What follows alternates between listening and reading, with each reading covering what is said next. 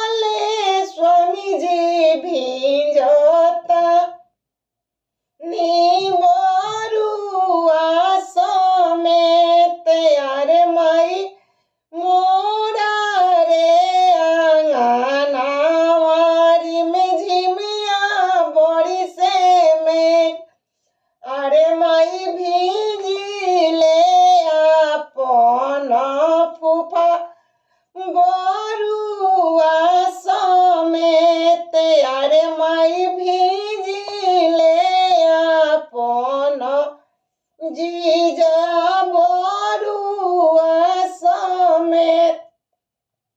अरे माई घर में से निकलेली फुआया गनवा भइली ठारे। अरे माई घर में से निकलेली दीदिया गनवा भइली ठार। अरे माई भोले प्रभु जी भिंजता नी बरुआ समेत। अरे माई मोरा रे आंगनावा ललमुनिया बड़ी से में। अगर मेरा गाना अच्छा लगे तो लाइक करना, कमेंट करना, शेयर जरूर करना।